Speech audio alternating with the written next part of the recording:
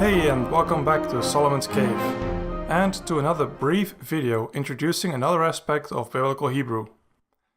In this video, I will teach you everything you always wanted to know about syllables in Biblical Hebrew. Though before we begin, I want you to know that I am going to assume you know at least most of the consonants and vowels, but that you are also familiar with the Dagesh Lene and the Dagesh Forte in the video I did yesterday.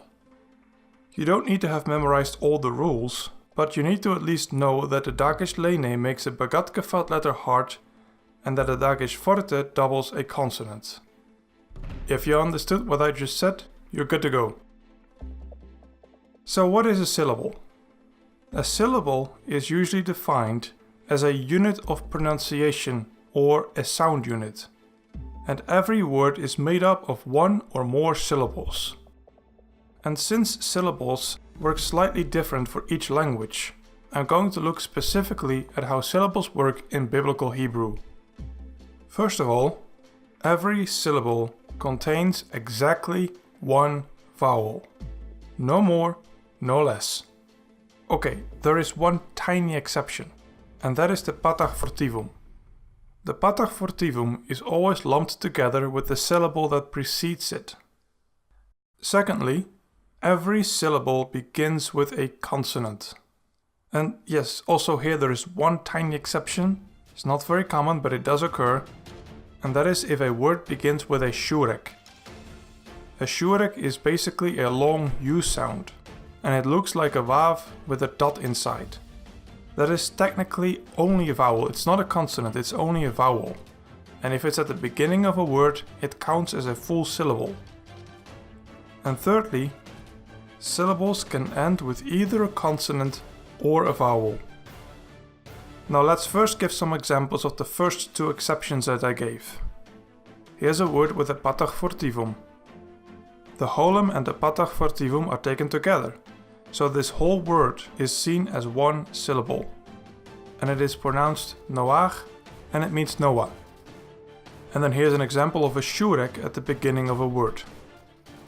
So the shurek is the first syllable, and then the rest of the word is the second syllable. It is pronounced as uvein, and it means and between.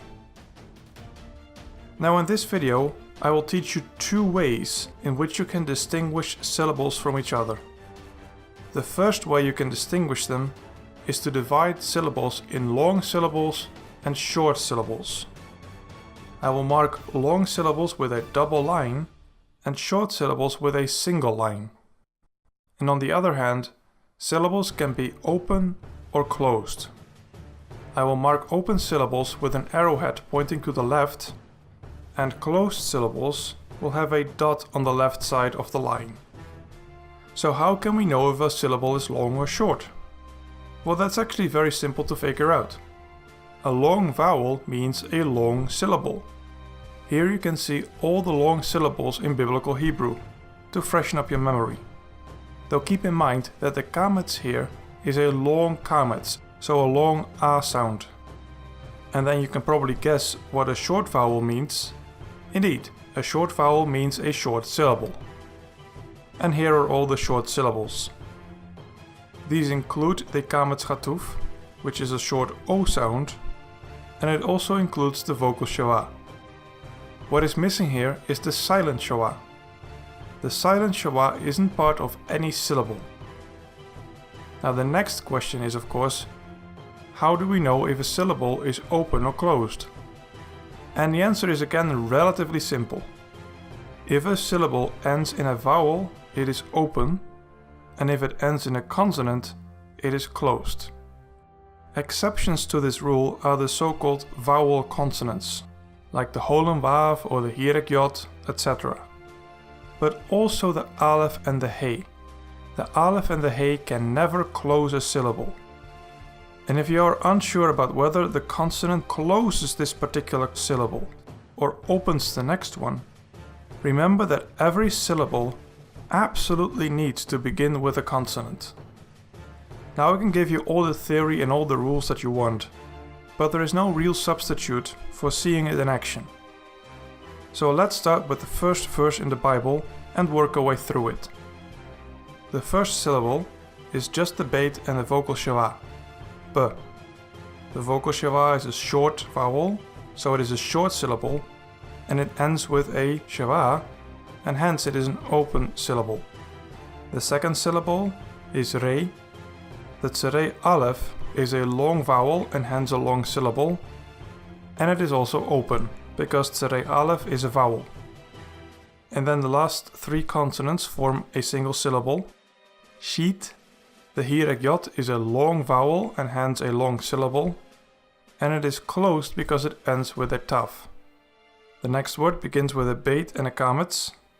This is a long syllable because it is a long vowel as well, Ba, and it is open-ended because it ends with a vowel.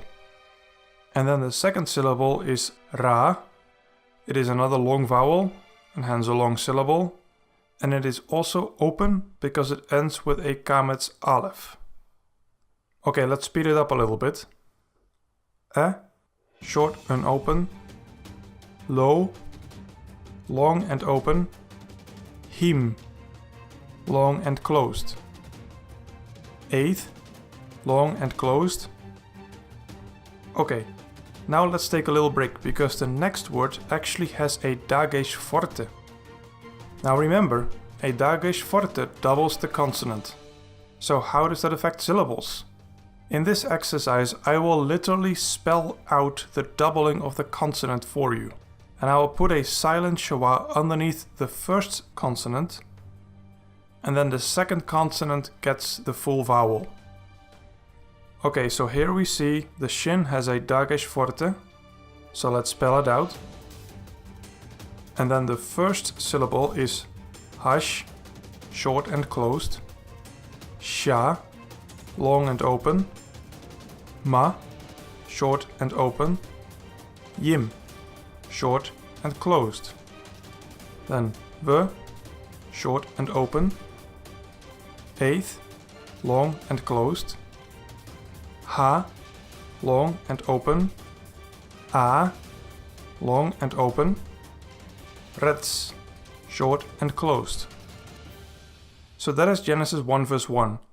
Bereshit bara Elohim et hashemayim ve'et haaretz. In the beginning God created the heavens and the earth. Now let's look for another verse.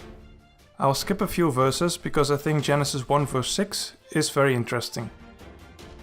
So the very first word already has a dagesh forte, which means there's a double yod, so I spell it out for you. Vai, short and closed. Yo, long and open, because remember, an aleph cannot close a syllable. Mer, short and closed. Then we have Elohim again, so short and open. Long and open. Long and closed. Ye, short and open. He, long and open. Ra, long and open. Kia. And remember, the patach fortivum is lumped together with, in this case, the hirek yod. So that is one syllable, which is long and closed. B, short and open. Toog, long and closed. Here we have another dagesh forte, doubling the mem. So we get ham, short and closed. Ma, long and open. Yim, short and closed. Vi, long and open. He, long and open. The next word has a dagesh lene. In the case of a dagesh lene, nothing interesting happens. And we know it's a dagesh lene because it is preceded by a Shewa. So, mav, short and closed. Deal, long and closed. Bein, long and closed. Ma, short and open. Yim, short and closed. La, long and open. Ma, long and open. Yim, short and closed. And that's the end of syllables. At least for now. There are a few more little tricks that are coming, but those are for later videos and you don't have to worry about them now. This is the most important part, being able to distinguish between long and short, as well as open and closed syllables. Once you got that, you're good to go. There are a few more short videos coming to wrap up Hebrew pronunciation, but these will probably drop as short bonus videos. The next main video will begin our exploration of Hebrew nouns. And next week, we will continue our investigation of pre-Socratic philosophers and have a look at Anaximenes, or Anaximenes, pronunciations differ.